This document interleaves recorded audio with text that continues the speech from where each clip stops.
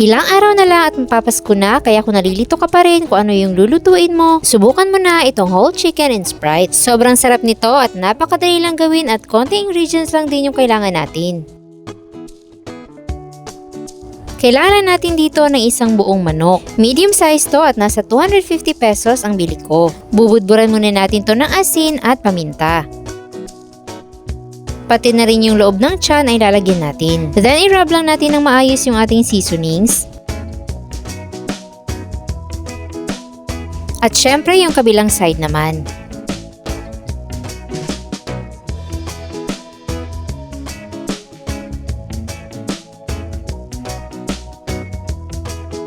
So after natin yung masiso na asin at paminta, maglalagay na tayo dito ng ating mga spices. Meron tayong tanglad, spring onions, sibuyas at bawang. Tapos isa-isa na nating ilagay dito sa tiyan ng manok.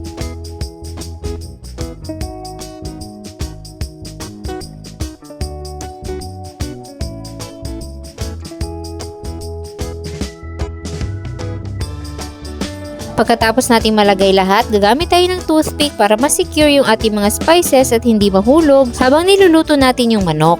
So ayan, secure na yung ating chicken. So sa isang kawali naman ay magpapainit tayo ng mantika. Tapos ipapansear muna natin yung chicken 5 minutes per side. After 5 minutes, balik rin naman natin at yung kabilang side naman yung iba-brown natin. Mag-antay lang ulit tayo ng 5 minutes. Pagkatapos natin ma-brown yung manok, hanguin lang muna natin at iset aside. Tapos, bawasan lang natin yung mantika na tama lang panggisa. Then, magigisa na tayo dito ng sibuyas, bawang, at maglalagay tayo ng isang maliit na pouch ng oyster sauce, 2 kutsara ng toyo, at igisa lang kasama ang bawang at sibuyas. After magisa, pwede na nating ilagay yung ating manok. Then maglalagay na tayo dito ng isang lata ng Sprite. Pwede rin kayong gumamit ng nasa bote na 320 ml din. So yun lang lahat ng kailangan natin mga ingredients para dito. Sobrang konti lang at hahaluin lang natin yung sabaw at i-base natin dito sa ating chicken. Tsaka natin siya tatakpan at papakuluan natin ng 25 minutes sa low heat. Mahinang-mahinang apoy lang para maluto yung loob na hindi nasusunog yung labas. After 25 minutes, babalik rin naman natin yung manok.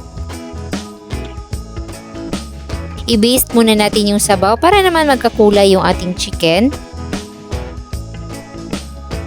Then, takpan ulit natin at simmer for 20 minutes naman. So, after 20 minutes ay luto na itong ating chicken. Nakikita nyo naman na medyo nakausli na yung kanyang mga buto. Pero isi-simmer pa natin to for another 15 minutes hanggang sa mag-reduce yung kanyang sauce. At habang hinihintay natin yan, i-base lang natin yung sauce dito sa manok. Bali-balik rin din natin from time to time para magpantay yung kulay ng chicken.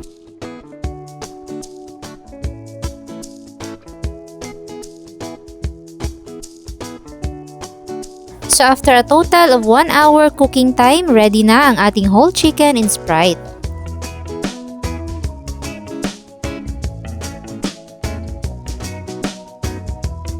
Hindi ba mukhang sosyal pero humigit kumulang 300 pesos lang ang nagastos natin dyan.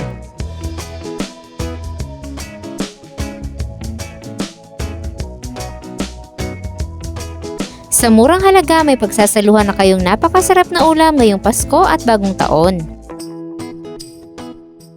Kaya ano pang hinihintay mo at lutuan mo na nito yung pamilya mo para sa inyong salo-salo. Nandiyan lang sa baba ang kompletong listahan ng ating mga sangkap. Enjoy and happy holidays!